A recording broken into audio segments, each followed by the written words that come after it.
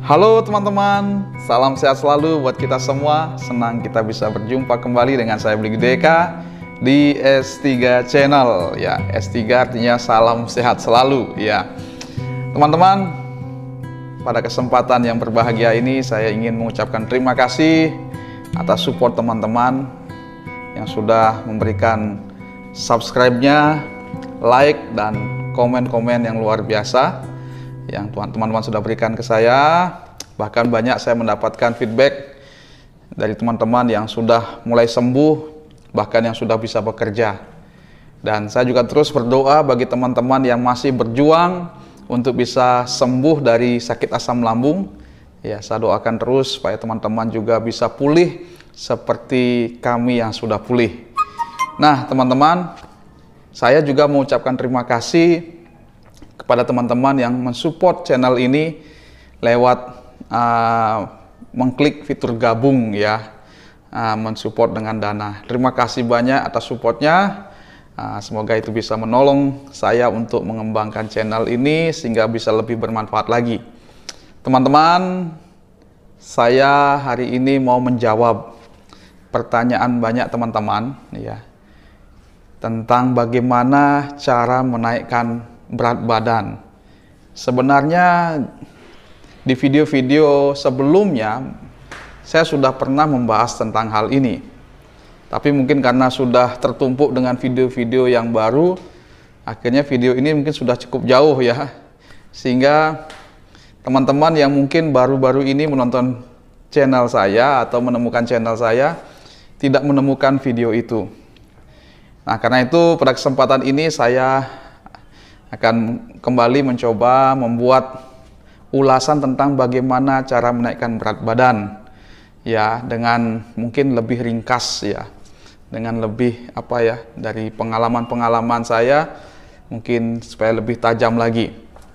Nah, teman-teman, sebelumnya saya ingin bercerita lagi bahwa saya dulu ketika mengalami asam lambung tahun 2017 itu mengalami penurunan berat badan yang sangat ekstrim, teman-teman, ya. Kenapa saya bilang ekstrim? Karena dalam waktu 1 tahun saya mengalami penurunan berat badan itu sekitar 50 kilo, bahkan mungkin lebih, teman-teman. Karena setelah kurang lebih 50 kilo itu berat badan saya turun dan saya sudah melihat wajah saya sudah sangat kurus, badan saya sangat kurus, saya takut nimbang badan. Ya, saya takut untuk melihat kaca, ya, karena kondisi saya sudah tidak normal lagi, ya, muka kurus, badan kurus, berat badan juga terus turun.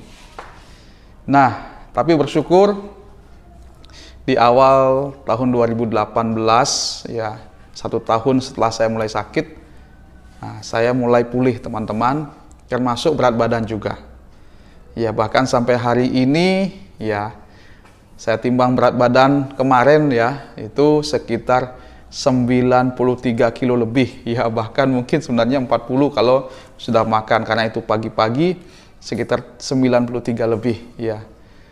Jadi kenaikannya sungguh drastis, teman-teman. 40 kilo lebih berat badan saya bisa naik. Nah, karena itu saya sekarang sedang mencoba membuat program untuk menurunkan supaya berat badan saya bisa ideal. Doakan, teman-teman, ya, karena ini sudah rasanya berat sekali nih untuk beraktivitas.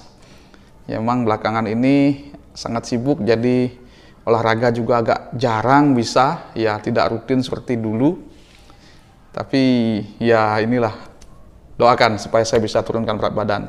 Tapi hari ini saya bukan buat video tentang turunkan berat badan, tapi saya buat video tentang bagaimana berat badan saya bisa naik, ya, setelah saya sakit di tahun 2017.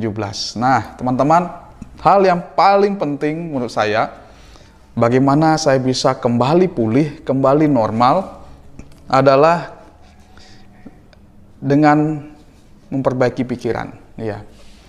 Karena setahu saya, ya, dari pengalaman itu, kenapa berat badan saya turun drastis. Padahal saya makannya banyak, teman-teman. Walaupun saya sakit, saya paksa makan. Tetapi berat badan saya turun terus, teman-teman. Bisa 1 bulan tuh 8 kilo, 7 kilo, 6 kilo. Setiap bulan. Padahal saya makan banyak. Loh, kemana larinya ini nasi, ya, lauk pauk yang saya makan? Jadi apa? Padahal saya makan biasa saja. Selain porsinya porsi biasa, ya, bukan sedikit ya, tapi porsi umum. Ya, walaupun saya makannya sedikit-sedikit, tapi kalau ditumpuk, ya, kalau dijadikan satu, justru lebih banyak dari porsi yang biasa. Tapi berat badan saya terus turun. Saya mencoba mencari solusi. Saya tanya ke dokter. Dokter nggak tahu masalahnya. Ya, mungkin ya dibilang mungkin kurang makan atau bagaimana. Jadi akhirnya saya mencoba untuk memikirkan waktu itu bagaimana caranya supaya saya bisa pulih. Dan saya menemukan bahwa penyakit ini, ya, atau berat badan turun ini diakibatkan karena pikiran. Ya. Jadi waktu itu saya sangat stres dengan sakit ini. Setiap hari cemas, setiap hari takut. Setiap hari tidak tenang hati saya karena sakit ini. Saya belajar mulai tenang, teman-teman. Saya belajar cuek, walaupun sensasinya masih macam-macam, teman-teman. Saya belajar untuk cuek, ya. Saya belajar untuk tenang. Pokoknya saya berusaha yakin bahwa sakit ini nggak bahaya. Buktinya sudah setahun saya alami sakit ini, saya nggak mati-mati. Berat badan sudah begini rupa, ya, tapi masih juga saya bisa. Ya, akhirnya saya pikir, wah, ini nggak berbahaya. Saya selalu tanamkan dalam diri saya, sakit ini nggak bahaya. Ini hanya sakit biasa. Saya ulang-ulang terus dengungkan di pikiran saya. Sambil saya mulai beraktivitas, sambil saya mulai mengenyampingkanlah pikiran-pikiran negatif itu. Kadang-kadang kalau pikiran negatif muncul kan sampai jantung tuk tuk tuk tuk tuk tuk tuk begitu. Tapi saya coba untuk abaikan. Ya, saya belajar mengabaikan. Walaupun ada isu gini gitu, wah, saya abaikan semua itu. Bahkan saya tidak mau nonton masalah apapun tentang sakit penyakit, ya. Apalagi info-info yang negatif-negatif, saya tutup telinga lah istilahnya begitu. Kalau di TV sudah muncul isu-isu negatif, saya matikan TV-nya atau saya tinggalin. Jadi saya berusaha untuk membuat pikiran saya tenang. Dan selain tenang, saya berusaha untuk senang, teman-teman. Saya mulai kembangkan hobi-hobi saya. Ya, di video-video sebelumnya banyak saya sharing tentang hobi saya. Ya, pelihara ikan, pelihara tanam-tanaman, pelihara burung dan sebagainya. Bahkan pelihara kucing. Ya, pokoknya apa yang saya senang, saya kembangkan. Ya, apalagi kalau ada hasilnya, waduh, hati itu senang sekali, teman-teman, ya. Kayak pelihara burung, ya. Kita beli anakan, bertumbuh, bisa berkicau, orang beli mahal, waduh, itu sepertinya bangga sekali, senang. Dan ternyata itu obat, teman-teman, ya. Itu obat yang luar biasa. Memang benar ada orang bijak yang bilang, hati yang gembira adalah obat yang manjur. Dan ketika hati saya mulai senang, pikiran-pikiran negatif mulai terlupakan. Dan saya fokus ke senang, saya nggak mau lagi mikirnya negatif, karena memikirkan hal negatif itu sangat tidak baik efeknya, ya. Teman-teman sudah pasti ngalami. Jadi saya berusaha untuk tenang, dan saya membuat hati saya senang. Ya, dengan apapun, ya, yang sesuai dengan ini saya. Saya yakin teman-teman semua pasti punya hal-hal yang disenangi, kembangkan itu, ya. Kerjakan itu, yang penting positif, teman-teman.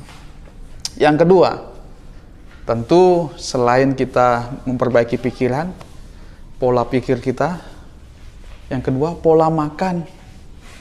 Pola makan kita harus diperbaiki, teman-teman. Ya, mungkin teman-teman rasa nggak enak, ya, asam lambung ini kadang-kadang bikin mual.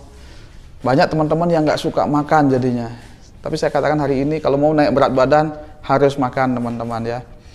Paksa sedikit makan. Walaupun memang meladeni sakit asam lambung itu capek, ya. Kadang-kadang belum 1 jam sudah kerucuk. Makan saja, saya gitu prinsipnya. Saya makan saja, walaupun baru 1 jam yang lalu saya makan, saya makan lagi. Tapi tidak banyak-banyak, tentunya secukupnya saja. Jadi terus, teman-teman, ya, pola makannya, artinya apa? Intensitasnya ditambah. Yang kedua, porsinya juga, ya, pelan-pelan ditingkatkan. Tapi jangan terlalu kenyang. Kalau teman-teman terlalu kenyang, nanti nggak enak juga, begah nggak enak nanti. Pokoknya secukupnya, teman-teman. Kalau sudah rasa cukup, ya cukup. Jangan ditambah sampai berlebihan, biar cepat gendut. Ya, saya makan banyak-banyak aja, enggak juga teman-teman. Artinya makan tuh yang cukup ya, jangan sampai kurang saja istilahnya. Kalau kurang pasti berat badannya turun. Tapi kalau cukup, kemungkinan naik. Apalagi hati senang, pikiran tenang, makan ya sudah cukup, otomatis pasti berat badan akan meningkat. Dan satu tips lagi tambahan, yang dari pengalaman saya yang membuat berat badan saya bisa naik juga adalah faktor olahraga. Ya, jadi ketika saya mulai sembuh, saya rutin olahraga teman-teman, sehingga badan saya terlatih, ya otot-otot mulai berisi lagi. Yang sebelumnya sudah kendor, sudah kayak umur 70 tahun ke atas ya, ini sudah kendor semua. Terus saya mulai berolahraga, mulai beraktivitas fisik, dan itu membuat ya otot-otot saya mulai berisi ya. Seperti sekarang teman-teman lihat ya, lengan saya agak gede sedikit. Jadi karena olahraga teman-teman ya, jadi itu menambah juga massa otot kita dan kita lebih gemuk lagi jadinya. Olahraga penting teman-teman. Banyak bilang, Bli, kalau olahraga kan bikin langsing, bikin kurus. Kalau makannya kurang ya bisa bikin kurus. Tapi kalau makannya cukup, pasti berat badannya bisa naik ya. Itu sebenarnya sudah rumus seperti itu ya. Jadi tergantung 3 hal ini ya. Kalau sering kali dibilang ya, hampir semua YouTuber asam lambung pasti bilang 3P ya. Pola pikir, pola makan, pola hidup. Ya, itu 3P. Ya, emang benar teman-teman, tidak salah. Kalau itu kita bisa perbaiki, maka asam lambung akan reda. Dan berat badan pasti pulih lagi. Ya kan, saya sudah ngalami. Teman-teman bisa lihat sekarang badan saya sudah gendut begini ya. Ini saya sedang program untuk menurunkannya, doakan supaya saya bisa kembali punya berat badan yang ideal ya, karena ini sudah lewat teman-teman. 90 lebih ya, bayangkan ini sudah nggak enak nih, harus olahraga lagi. Nah teman-teman, ini tips yang saya bisa bagikan. Dan ada satu hal lagi yang mungkin teman-teman juga perlu mungkin pertimbangkan, tapi nggak selalu teman-teman. Ini peristiwa ini mungkin 1001 istilahnya. Kebetulan waktu itu saya salah satunya. Salah satu penyebab berat badan saya itu turun sangat drastis, mungkin melebihi teman-teman lain. Karena saya nggak cocok dengan salah satu obat ya. Saya sudah share di salah satu video juga. Ya namanya omeprazol. Ya, jenis omeprazol ini memang ada efek bisa menurunkan berat badan. Nah kalau teman-teman merasa ya mengkonsumsi obat ini rutin, ya karena saya dulu rutin ya, setiap bulan tuh dari rumah sakit dikasih 1 gepok, ya saya rutin minum tiap hari. Nah, tanpa saya sadari itu menjadi pemicu juga penurunan berat badan drastis. Kalau mungkin ada teman-teman yang minum obat itu rutin dan berat badannya turun drastis, mungkin dipertimbangkan untuk sementara ganti obat, ya. Karena banyak sih jenis obat asam lambung, teman-teman jangan khawatir, ya.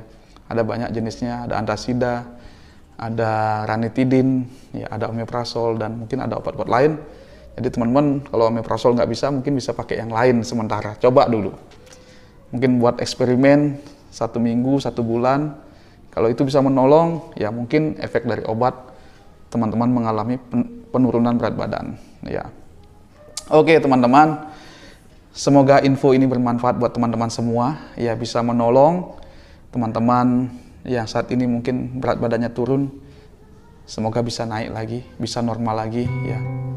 Dan apa ya, semoga ini bisa memberikan semangat buat teman-teman. Ingat, asam lambung hanya sakit biasa, bukan penyakit berbahaya. Saya bisa sembuh dan banyak teman-teman lain juga sudah sembuh. Saya yakin teman-teman yang nonton channel ini pasti juga bisa sembuh. Semangat teman-teman. Sampai jumpa di video-video saya berikutnya. Salam sehat selalu buat kita semua.